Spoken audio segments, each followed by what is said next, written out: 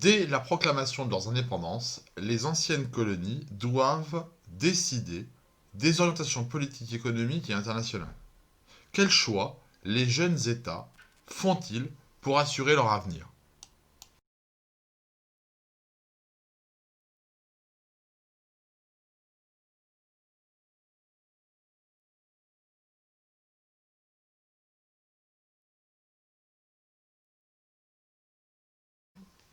On l'a déjà vu, l'Inde ou l'Empire des Indes est obligé de se scinder en plusieurs États, dont l'Union indienne et le Pakistan. La Birmanie ayant choisi depuis longtemps un destin différent, tout comme Ceylan ou les Maldives.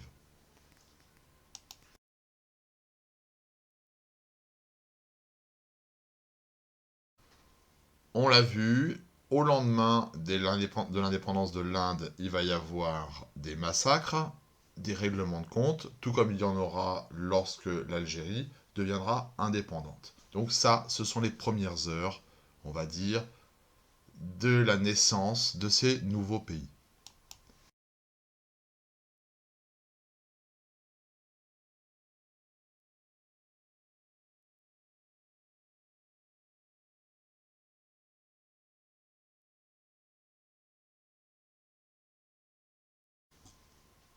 Entre d'un côté les USA et de l'autre l'URSS, les nouveaux pays vont tenter une troisième voie intermédiaire et indépendante qu'ils surnommeront le non-alignement. Et cette politique va avant tout reposer sur l'Inde, l'Égypte et dans une certaine mesure la Chine, qui vont s'imposer en quelque sorte comme des leaders du mouvement des non-alignés. On va avoir donc surtout l'aura morale de Gandhi, l'action véritablement de Nehru et de Nasser, mais ces non-alignés vont jusqu'en, on va dire, réussir leur sinueux, sinueuse politique jusqu'en 62. Surtout en aidant les différents pays à accéder à l'indépendance. C'est véritablement la lutte contre l'impérialisme qui nourrit ce non-alignement.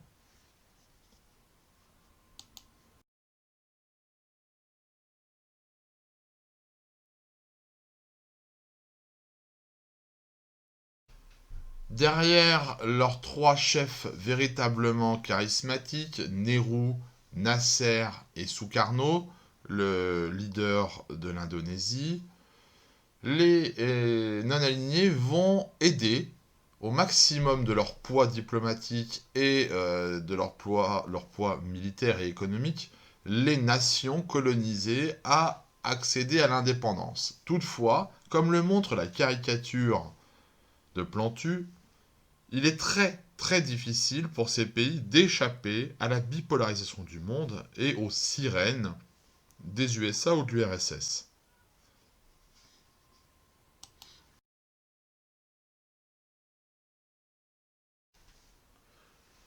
La conférence de Bandung, donc réunissant tous les non-alignés, est le point d'orgue véritablement de ce mouvement qui tente donc une nouvelle politique. Mais cette carte montre aussi les pays qui font partie de ces non-alignés qui vont très rapidement en fait être attirés par, on va dire, les sirènes de l'un ou de l'autre des pôles. On voit que de certains pays d'ordre de l'Afrique vont rejoindre l'alliance avec les USA. D'autres vont plus ou moins tomber sous la zone d'influence de l'Inde et ou de l'Égypte. Donc on va avoir en fait une explosion de non-alignés qui vont finalement n'avoir d'autre choix que de s'aligner. Et l'Égypte n'échappe pas à cela, puisqu'elle va chercher des fonds, par exemple, pour le barrage d'Assouan, ne les trouvant pas d'un côté, elle va devoir s'adresser à l'URSS et donc choisir son camp.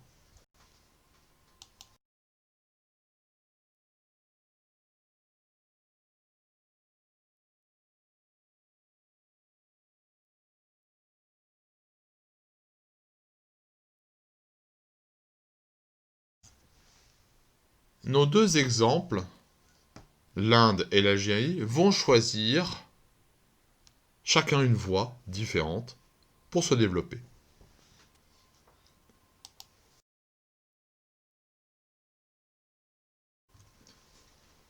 Même légèrement socialiste, l'Inde reste la plus grande démocratie au monde, avec droit de vote, etc. Elle va orienter son économie dans plusieurs directions, entre autres l'électronique et l'informatique. Tout comme elle va aussi tâcher de miser sur la révolution verte que vous avez vue en seconde. Bien.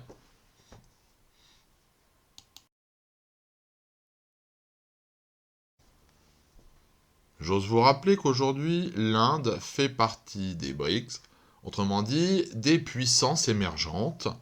Toutefois, on remarquera sur cette carte que si l'Inde est une puissance, c'est une puissance contrainte, limitée au nord par la présence de la Chine, qui elle aussi fait partie des BRICS, mais aussi au sud sur le côté donc maritime, par la présence très forte de la puissance militaire américaine. Donc on est en présence d'une puissance, oui, mais qui est limitée, bloquée, enfermée pour l'instant.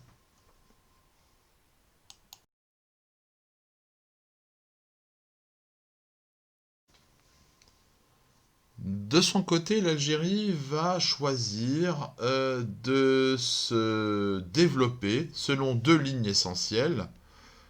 Une, on va dire, industrialisation qui se veut totale sur la chaîne de production depuis la sidérurgie jusqu'à l'électronique, mais aussi par le contrôle des ressources énergétiques en particulier.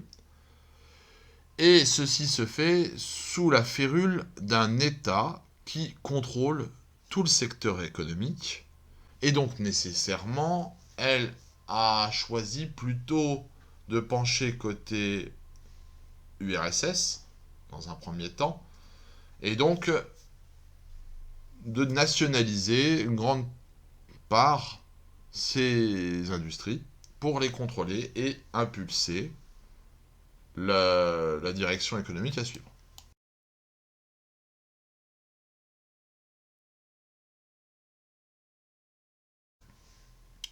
Aujourd'hui, la manne pétrolière et énergétique est essentielle à son économie et permet le financement de nombreuses activités. C'est le cœur de son économie.